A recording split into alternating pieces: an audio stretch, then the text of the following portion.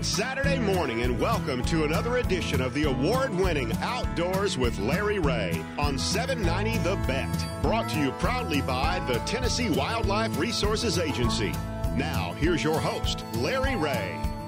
Hey, good Saturday morning. Welcome to Outdoors with Larry Ray as we talk outdoors for the next 90 minutes.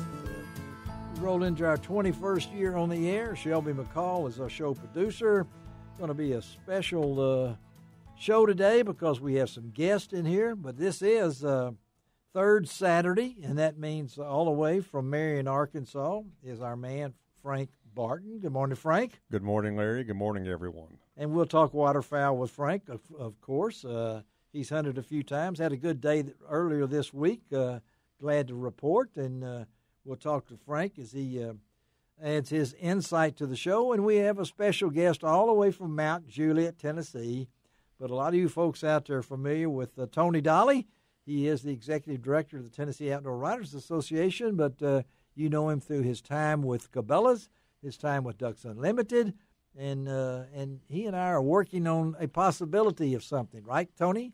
That we are. That we are, and so we'll kind of give you a little hint that we are working on a possible podcast, and we will let you know more information about that. We met with Guy Trebo earlier in the week, my webmaster at lroutdoors.com, and we'll give you more details on that. But I'm really excited about this with Tony and Guy's connection, and we'll probably tap into Mr. Barton over here too for some Retriever Master National stuff. It's going to be a very enlightening, as we talked about. It's going to be entertaining. It's going to be educational, but we're going to tell stories. Lots of stories. Lots of stories. And we do have stories to tell, right, Tony? Most of them are true. Most of them are true, and it doesn't really matter, but we'll tell you. And Frank has heard most of them, but it's good to have you here, Frank. I know you have been busy. Things are going on. Happy New Year to you. Happy New Year. Hadn't seen you in a year now. A lot of things have happened in the Barton household. You had a good Christmas. We had a very nice Christmas. Had a very nice Christmas and a Happy New Year. And the Grizzlies are rolling. I saw Frank the other night in the at the Golden State game. He was the guy with his shirt off, was waving his shirt. No, it wasn't Frank. It wasn't. It was somebody else. It wasn't kin to you, was he? No, I don't. It's good to be a Grizzly right now. It's good to be a Grizzly right now. It definitely is. And as my good friends Jason and John talked about, get those all-star votes in. Here on Outdoors. Every day. Put it in there because I know early in the week, I think he's passed Luka Doncic. I think he's moved past him, is number 2 behind Steph. But we want him in there. But, of course, but also you are spending time outdoors, right? I mean, you are doing that, so you're getting a chance to work your dogs. It is difficult duck hunting. Tell me about with the Grizzlies doing so well because you keeps you up too late. You go to the game and you cheer, but you got to get up early to. It's tough, isn't it? It's fun, but it's tough, but it's fun.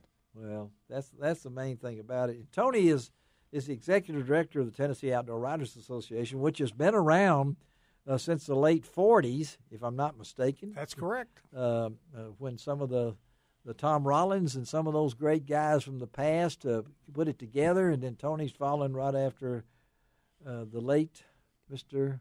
Max Moss, and doing a great job for us. Got a lot of things going there, too. Website. We do. We have a brand-new website going to be online here in the next 2 or 3 weeks. We're working on digitizing everything and bring ourselves into the 21st century. Well, we need to.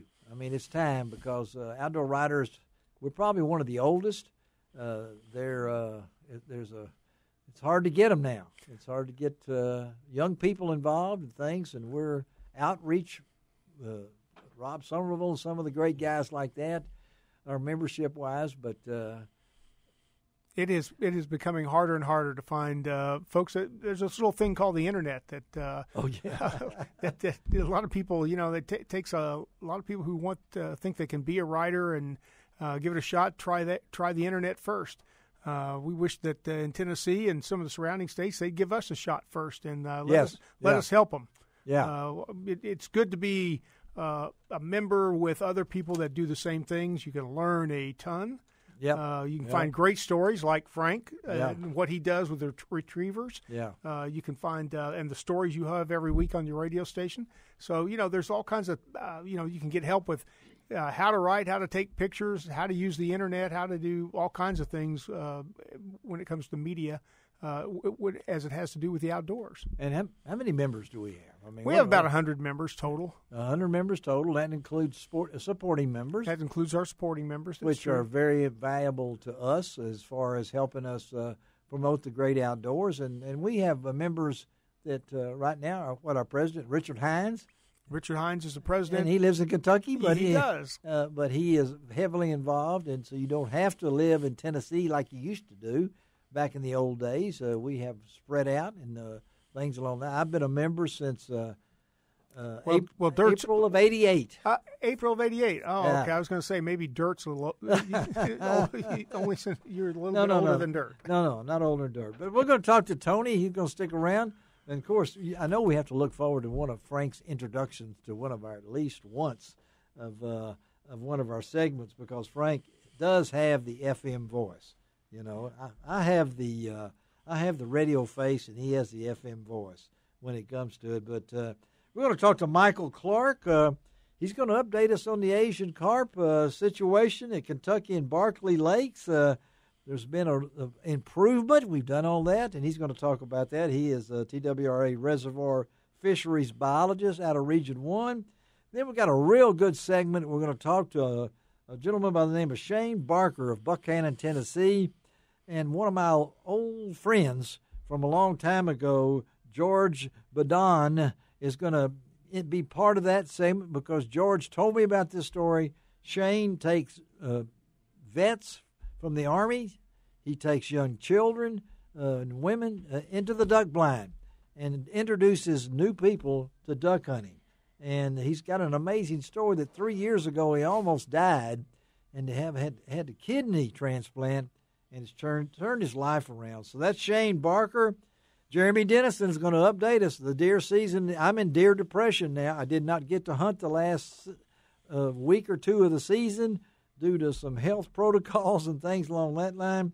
But Jeremy Dennison, he is the TWR Region 1 CWD field coordinator. That's chronic wasting disease. There's been some news come out of that real recently.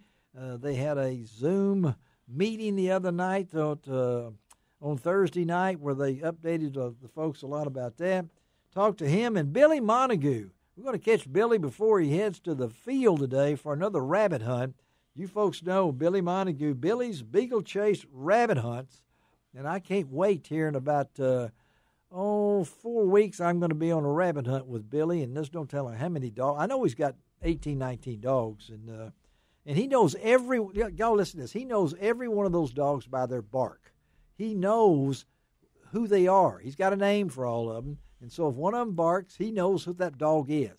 Now, how do I know? But I believe Billy on that. So he's an interesting story. It'll be a great podcast person.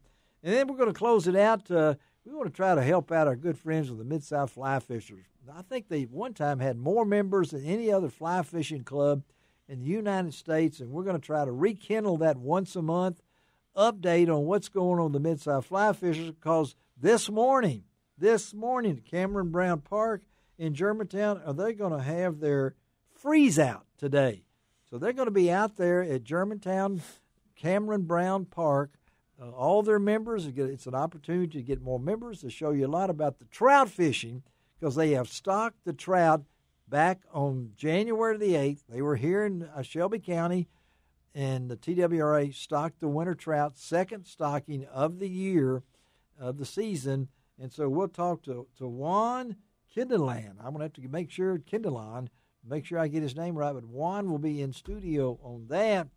So it's a busy show, as it is, right, Frank? Always. It's always a busy show. And what do we call it?